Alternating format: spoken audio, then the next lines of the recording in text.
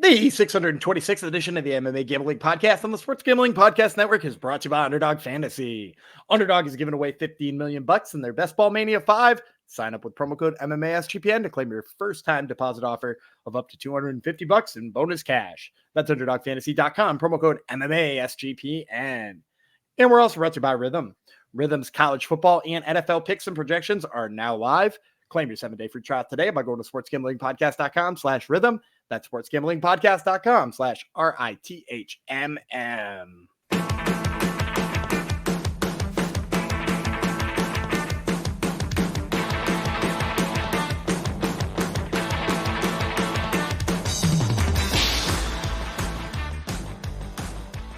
Howdy, ho, Degenerados. Welcome to episode 626 of the MMA Gambling Podcast on the Sports Gambling Podcast Network, dedicated to the lone family member of mine who actually listens and watches this podcast, my brother, whose birthday is today. So happy birthday, brother number 2, or he was my first brother. So brother number 1, I guess. And then the other one's brother number 2. I don't know. Happy birthday to you anyhow.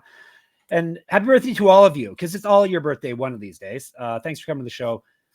It's a special Invicta episode. I'm making my co-host laugh already. Lucky he's got his voice back today for sure, because it's been 2 days since he lost his voice. No, that intro was rough. It was. Invicta FC 56. Invicta is back. Hopefully, they're at the very least are back to running an event a month. They have one this weekend coming from Denver, Colorado.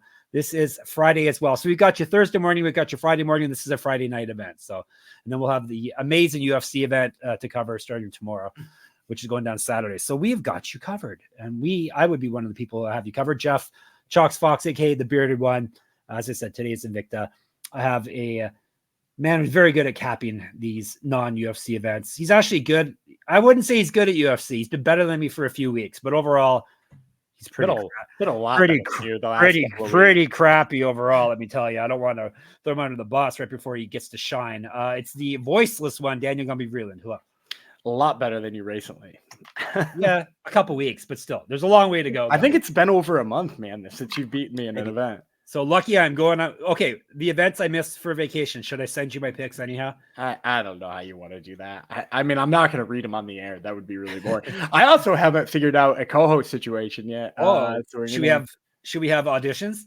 Yeah. If you guys know somebody who's looking, I've got a couple of contacts who might possibly be interested in it. It's just when I used to ask people to fill in, It was like a 1 or 2 show a week thing. And it was usually just a recap and a UFC episode. And like, those are easy. And now it's like asking somebody to prepare to talk with me about LFA prelims. And that's like a little bit more of an ask than it usually is. Regardless, you will get me in your ear holes, maybe somebody hanging out near me, but at the baseline, at least me. And it will be fun. What you're here for anyhow. So you made it sound like he's here anyway. It's like we'll get what he wants, but like you make it sound like my job's important. You're making it sound like it's hard to fill these shoes. So, which is flattering, Gumby.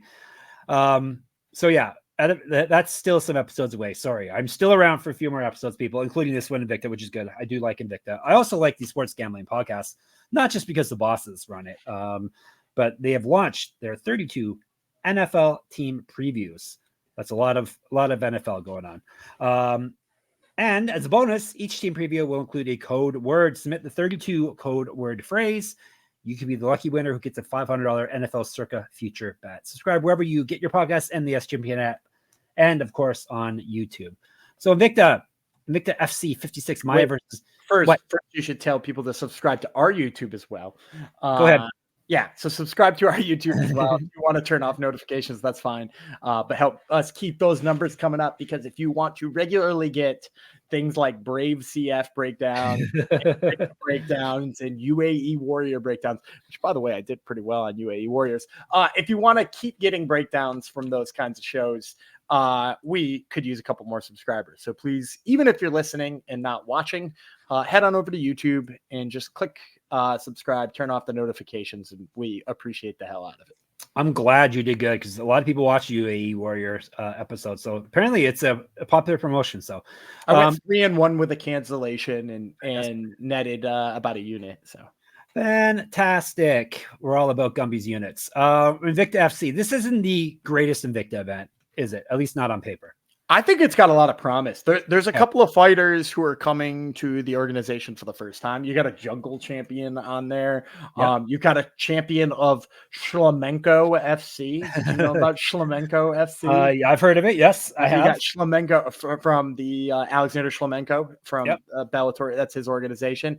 So you got like some champions from other organizations coming over. And I also think you've got 2 or 3 really bright prospects on here. Plus, UFC title challenger main eventing. Like I think it's a better card than you give it credit for. It just doesn't have a title fight on it. That's true. That's true. They're seen to just be getting their feet underneath them again. Invicta FC 56 Maia versus Cantuária, Denver, Colorado, which is one of their away from homes now.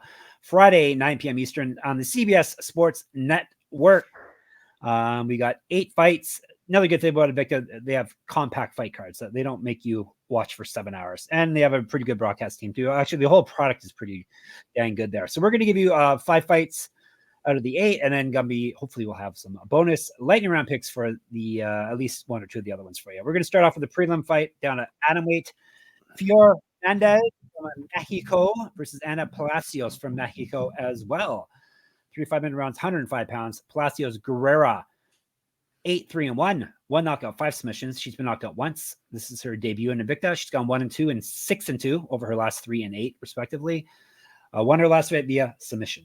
Hernandez, Compiègne, Comp-E-A-N. Do you know what that means? Compiègne. Champion? It sounds like champion. Google says compete. Okay. I don't know if that. It's probably a loose translation. Yes, compete is a funny sounding nickname. She's 4-1. This is Hernandez, Madame. 1 knockout, 1 submission. Never been finished herself. 0-1 in Invicta. Did lose her last fight. That was back in May of 2023. Used to fight up at strawweight, 6 inches taller than Palacios, because Palacios is. I've hinted about this for 2 episodes running now. She's the short queen. She's 4'8". That's pretty short. Yeah. And Hernandez is coming off that loss versus Fajeda, right? Lily Fajeda. And in that fight, she was controlled quite a bit, but I think she showed some things that are, I mean, she'll probably be a favorite here, right? In terms of size and already having been in Invicta and stuff like that. Mm-hmm. I also think she's a way better striker than Palacios. We'll say she comes in, what did I write down? -200. And I'm actually going to take a swing on the short queen here. Look, I think she's way worse on the feet. I think she's slower on the feet. I think the reach is a problem. And her armbar game is insane. Like when she's on her back, when she's on top, when she's in scrambles, like the way she finds people's arms is really incredible. I mean, like even in her losses, like some of the rounds have like expired with her holding onto an armbar. Like she gets in on arms really well and from every position. And I think Hernandez, I mean, like, I think she just has to go to the ground with her one time. And like in that Fajeda fight, she got taken down kind of a lot. I don't know if Palacios is as good of a wrestler as Fajeda is, but like, I think she could get her down once. I also think she could pull guard and submit her from there. I think Hernandez could stun her and stupidly foul her to the ground and get subbed there. Like, I want to be clear. I think Hernandez is a much better fighter than Palacios, but this just feels like one of those fights where the better fighter gets caught because the other person has one trait that just stands out amongst the crowd. So I'm going to go with Palacios here. I think, like I said, if -200 on Hernandez, we'll get +175 on Palacios. +175 on the short queen. Gumby can't quit him. Can't quit the queen. Short queens. Can't quit them. Can't quit him. Don't tell his wife. Can't quit the short queens. All right. My wife's pretty tall. She's not a short queen. Yeah, I know. That's why you can't tell her. Don't tell her. You can't quit the short queens. All right. We are moving on. Actually, I don't know if your wife's tall. Ha ha ha. I said I know. Like ha ha ha. I have no idea. Let's move to featherweight, shall we? We're going way up to the heaviest weight class, lowest to the heaviest. Kelly Ottoni, from Brazil. Jackie Cataline from United States. That would be a United States flag. I've seen that before. Cataline is the hybrid. 4-3, 1 knockout, 1 submission. She's been knocked out once. This is her Invicta debut. 1-2 over her last 3, but she did win her last fight. 1-0 in Bellator, 2-2 in PFL. Used to fight at 155 pounds. Yes, that's a weight class, not just for Kayla Harrison. She's 3 years younger than Ottoni. Ottoni, not Shohei, is 5-0, 2 knockouts, 1 submission. Has not fought since July of 2022. Was regional champion. Used to fight at bantamweight, an inch taller than Cataline. So I think with the record, I think you're going to see Ottoni come in as a pretty big favorite. We'll probably say like negative 275 plus 250 on the return for Cataline. And I'm going to go dog out the gate here. As you mentioned, Cataline, she's been on PFL, their, what is that, Challenger Series? What the hell is the PFL? Challengers is called. Yeah, PFL Challengers. She's been on PFL Challengers a bunch of times. And look, she is a really good wrestler. She's kind of limited in all of her other aspects. Like if you watch some of her other fights, that she did lose, it's just kind of like the person can stuff a takedown and give her trouble there. But when she does get in on the clinch, she's pretty good striking from the clinch. And if she can get the takedowns, I mean, she's much better on top. She's very clearly a wrestling based fighter. And when you watch Ottoni, I know she's undefeated. I know she's the jungle fight champion, but the only word that came to mind when I watched her fight was lumbering, because that's she just very stiff-legged, big, slow punches, and they've worked before, but isn't somebody who you would describe as lumbering a cherry-picked opponent for a really good wrestler? Yeah. Right. And Ottoni's she looks like she's got some jiu-jitsu off of her back, but Ottoni has fought way better fighters than her in PFL, and granted lost to some of them, but way better fighters than her in PFL challengers who haven't submitted her, who haven't gotten anything off their back. I don't think Ottoni's the type who's going to get her off of her back or good enough to get her off her back. So I think Cataline here, just by grinding and positional work here, could probably steal a couple of rounds. So give me Jackie Cataline. I'm guessing better than 2-1 here. All right, really? Plus 200 or better, you're saying, are you? Fantastic. Got to like it. All right, before we move on, we're going from one big dog to Underdog Fantasy ad read. Underdog Fantasy just launched Underdog Streaks. Hit your first 2 pick'em entries and then go streaking. If you can get an 11-0 run going, you can win 1,000 times your money. That's a lot of X's for your money. Plus, Best Ball Mania is live with $15 million in prizes. You can now use specials and boosts on all fixed entries. Do you have any plays for us for, say, Tuesday, Gumby? Yeah, Tuesday, the Royals will be playing the Red Sox. The Red Sox strike out they're 28th in the major leagues in strikeouts, which is 3rd from the bottom. And Seth Lugo's taking the hill. So take the higher than Seth Lugo's strikeouts. Fantastic. Sign up for the code, first of all, MMA SGPN, and to claim your special pick and first time deposit offer up to $250 in bonus cash. Underdogfantasy.com, promo code MMA SGPN. And if you're looking for tickets, last minute tickets especially, and you're frustrated with not being able to find them or the prices being too high, Game Time is the spot for you. Game Time is now an authorized ticket marketplace of Major League Baseball. We call it MLB, us cool guys, which makes getting tickets even faster and easier. Prices on the Game Time app actually go down the closer it gets to the first pitch. With killer last minute deals, all in prices, views from your seat, and their lowest price guarantee. Game Time takes the guesswork out of buying MLB tickets, but it's obviously not just MLB. They got concerts, they got sports, they got UFC, they got it all. Last minute deals, Game Time ticket coverage, lowest price guarantee. They got it all. Take the guesswork out of buying tickets with Game Time. Download the Game Time app, create an account, and use our code SGPN for $20 off your first purchase. Terms apply. Again, create an account and redeem code SGPN for $20 off. Download the Game Time app today. Last minute almost made it through it. Last minute tickets, lowest price guaranteed. Almost had a perfect ad read. All right, we're going to flyweight fight. Kate Bacik from England versus Paula Cristina from Brazil. I'm sure her name's got a bunch of other names added to it too. No, I don't see any. She used to be Paula Bittencourt, right? Which yes. I know now she uses as a nickname. I don't know if that means it was her maiden name, but I knew she used to fight under the name Paula Bittencourt for a while. It's listed as a nickname. As gonna be said, Bittencourt. What a great nickname! If it was just a nickname. Mm-hmm. Cristina would be 6-2 with 4 knockouts. Never been finished in any fight. This is her Invicta debut. 0-1 in Bellator. Loss of her last 3, including losing her last fight. As I said, used to fight. Has not fought since April 2023. Multiple regional championships on her mantle. Correct. Get the shirt. sportsgamblingpockets.com/store. Get sticky with it. That's the first time I've been able to say that in about 3 episodes. Shockingly, she used to fight up at featherweight, 2 years younger than Bacik. Bacik is Queen of the South, or Bacik. It sounds more American to say Bacik. 4-1 with 2 submissions. Never been finished in a fight. This is her Invicta debut as well. She's won 4 straight. Has not lost since her debut, August 2022. Was regional champion. Used to fight at featherweight as well. 2-0 in Cage Warriors. 1-1 as a pro grappler. 3 inches taller than Cristina. So I think Bacik's going to come in here as a favorite. I think, her experience on Invicta will have the public on her.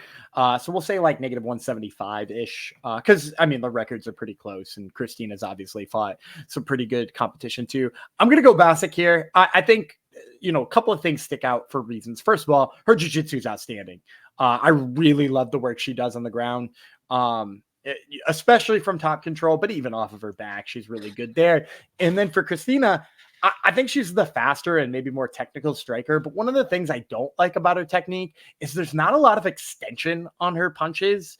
Like she throws hooks, but it seems like she doesn't get her arms out there enough. Like she's not hitting anybody at full extension ever. And she comes up short a lot on her early strikes early in the fight. And I think that's also a problem against Bacik.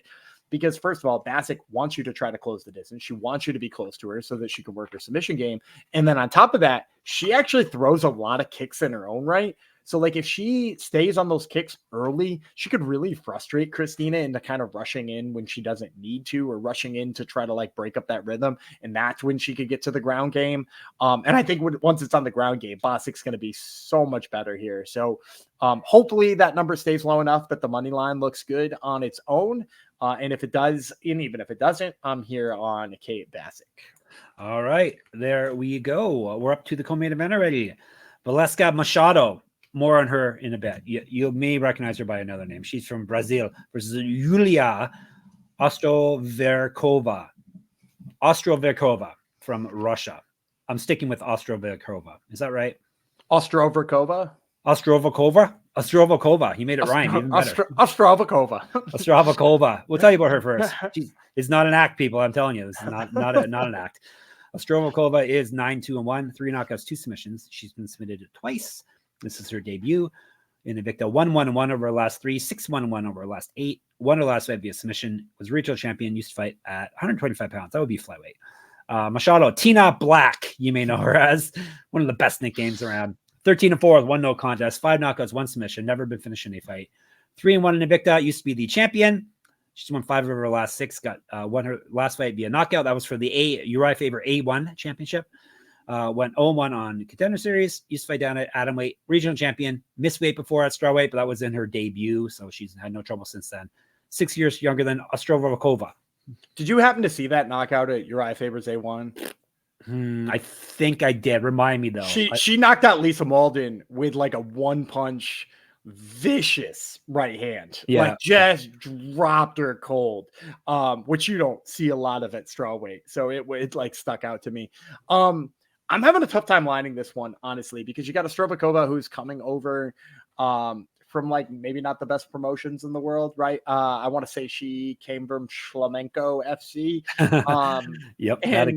And like she's fought maybe not the best promotions, but she's also, she's got the Russian sounding name. She's got a nice record.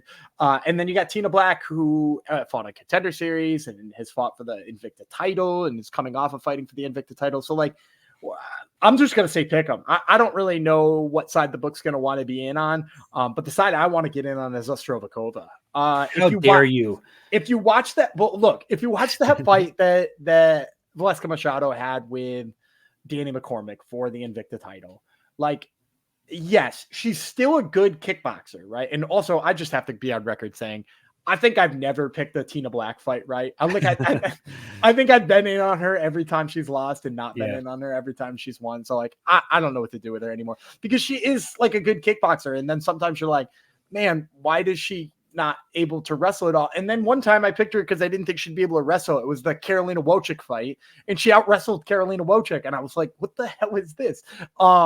She's just kind of a perplexing fighter, but I see a lot of similarities to the Danny McCormick fight here because Ostroverkhova is a fighter who grinds. She does really good work on the ground. And I think Machado is as good as she is from range and as good as she is kickboxing. I think we saw the problems in the Danny McCormick fight that obviously didn't go well. I also think Ostroverkhova has a unique enough wrestling game that could cause problems to Machado, because she's not just a blast double. She's not just like a head and arm throw type of takedowns, as we know we see a lot in women's MMA. She's got really nice inside and outside trips. She does use the head and arm throw once in a while, but it's mostly like a combination of throwing a bunch of different kinds of takedowns your way. In her last fight, I saw like a really nice outside trip where I was like, oh man, she's got like tricky stuff in addition to having the regular complement of takedowns. Plus, I think her strength, being up at flyweight for as long as she was, and now fighting somebody at strawweight who's not like Tina Black's not like an outstandingly big strawweight either. I think the size is also going to play a factor there. So I'm saying pick them. I have no idea where they're going to line this fight because I think it's kind of hard to gauge. But I'm going to go Ostroverkhova regardless. All right. Hopefully it's a dog. All right. Before we, hit the main event, let me tell you about Rhythm. Football season is here, and the college football and NFL models are now live on Rhythm. Create your own winning betting model or let Rhythm do the heavy lifting for you. You decide what stats matter most to you, and Rhythm builds a custom model around that. Or just let Rhythm and its predictive model do the heavy lifting. Rhythm uses AI projections from MIT data scientists. Rhythm already has you covered for NFL Week 1 and college football Week 0. Claim your 7-day free trial today by going to sportsgamblingpodcast.com/rhythm. That's sportsgamblingpodcast.com/RITHMM. Circuit Sports is back with Circuit Survivor and Circuit Millions, giving away $16 million in guaranteed prizes. Imagine the regret you'll feel if you win your office Survivor pool but didn't enter the Circuit Survivor. Don't have a trip booked for Las Vegas yet before football? Ultimate Contest Weekend is a great time to go out. You can hang out with our bosses Ryan and Sean and enjoy some of the open bar events at the greatest sports book in the world, August 22nd through the 24th. Use promo code SGP15 to save 15% on your hotel room for sign-up weekend. Sign up in person at Circuit Sports between now and September 7th and use a proxy to play from anywhere. We have a deal with a company that can get you a deal on a proxy. It would be proxy.footballcontest.com, and the code SGP will save you $50. So proxy.footballcontest.com, SGP is your code. All right, main event time. One name you'll know at the very least. That would be Jennifer Maia from Brazil up against Mayra Cantuária. She's from Brazil as well. 3 5-minute rounds at 135 pounds. This is a bantamweight fight. Cantuária is 10-5-1 with 1 no contest, 2 knockouts, 4 submissions. She's been knocked out once, submitted twice. 1-0 in Invicta.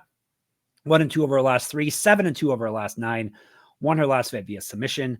That was back in March of 2023. Was regional champion. Used to fight at flyweight. 3 inches taller, 3 inches reach over Maia.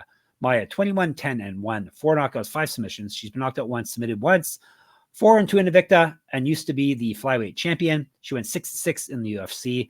She won 2 of her last 3, 2 of her last 5. Did lose her last fight. She's missed weight twice before at 125 pounds, but this is up at 135, so hopefully she shall be good there. 2009 pro MMA debut, 3-0 as a pro boxer. Yeah, so I think this fight is going to be lined probably -300 for Jennifer Maia, maybe even higher, 350. Because obviously she's coming from a really great UFC career. Despite that record kind of being iffy towards the end, like she had some really great fights in there.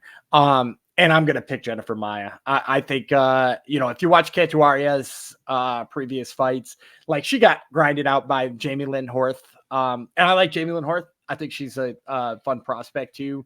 And she's a grinder. But like it was pretty easy for Jamie Lynn Horth to grind out Cantuária and win that fight. And we're talking about Jennifer Maia, somebody who, took down Valentina Shevchenko, and she was in there battling with Manon Fiorot. And like, you mean to tell me she can't grind out the same person that Jamie Lynn Horth did? Like, I think as long as she goes in with that game plan and decides to grind this out, it's going to work for her. It's also worth noting, which I know I haven't noted on any of the fights before, these fights are happening in Denver. That automatically, that elevation, I think in this case, it's going to favor some of the people grinding and not the people fighting to get back up from it. And Cantuária is going to be one of the ones maybe that's one more reason to like Ostroverkhova in the fight before, a reason to like Jackie Cataline in the earlier fight. You'll notice my handicaps in this one sort of leaned towards the grapplers, those two being wrestlers, Maia with a pretty good wrestling background, and then Bacik and Palacios with good jiu-jitsu games. Like, I think the strikers are going to have a tough time keeping that output high. And if the grapplers manage to put like a grind on people in these fights, particularly somebody like Jennifer Maia, who can just wear you down, I don't think it's going to go well for Cantuária. So I think big favorite here, probably negative 350, but she's definitely the side on this one. All righty. Chalky, but that's, hey, we got to pick winners. Let's recap, and then we'll get to the lightning round. He's got Maia. He's got Ostroverkhova. He's got Bacik. He's got, are you a Bacik bitch, Gumby? Possibly. Did you just say that so you could make it the title? No, I already had a title. But yeah, actually, we'll think about it. I don't know if maybe I don't want to put that. No, I don't. Yeah. Think a mother might read that, or a female dog might she's read also on Top Turtle this week. She's a little on the vulgar side, so she might actually appreciate it. No, I don't mean it as a diss to her, but anyhow, you're not a, anyhow, let's move on. Cataline and Palacios. So you actually have a few dogs in here, which is not surprising, but it's good. Lightning round, zap, bang, boom, crash. Hey, you have anything? Yeah, first one I'm going to take Ashley Barrett making her pro debut on this card. She is, first of all, kind of on the shorter side, but I've actually seen her fight live a couple of times for a couple of the Massachusetts shows, and she's kind of a fun wrestler. She, doesn't hide what she's trying to do. She's trying to take you to the ground. She's trying to beat you up, and I think she's got a good chance of doing that in her debut, and I want to say her opponent is short notice too, if I'm not mistaken. So I think that's another benefit here. And then the other one I really like is Juliana Pereira. Juliana Pereira is a atom weight, and she is very fast for even for atom weight. She's only 1-0, but she's got a huge amateur career to build from. She's obviously like a dangerous finisher in that amateur career too. So I think Juliana Pereira is probably one to circle for future big fights inside of Invicta. I think you're going to see a lot more from her. So I like Juliana Pereira and Ashley Barrett as a couple of my lightning round picks. All right, lightning complete. Blue skies are here. Clear skies are here again. All right, we're done. But don't worry. Tomorrow, the excitement starts again because we have Tiber versus Spivak Part 2 to break down. Can't wait. In the meantime, and in between time, and at all times, we're in the Discord, sportsgamblingpodcast.com/Discord. We're on Twitter at SGPN MMA. He's Gumby Vreeland. I'm Jeff Fox Writer. Of course, we're on YouTube. Subscribe. Watch if you choose MMA Gambling Podcasts. Check out my Substack, all my MMA writing and stat stuff and gambling analytics, and free pick'em contests are all at moneymma.substack.com. Listen to Gummy's Top Turtle MMA podcast. He's got 3 people on this week that he's going to tell you about right now. Yeah, the aforementioned Kate Bacik is going to be on there. We got Marcin Tybura, who's headlining, as Jeff just mentioned, this weekend. And then Wes Party Time Schultz, who will be main eventing the first Contender Series episode next Tuesday. Fantastic. Yes, Contender Series is here again. What else? You should go to sportsgamblingpodcast.com, sportsgamblingpodcast.com/store, sportsgamblingpodcast.com/Patreon. We shall say goodbye till tomorrow. It'll be Tina Black. Jeff Fox will be back. The Queen of the South, Gumby Vreeland, will be there as well. And we shall talk to you then.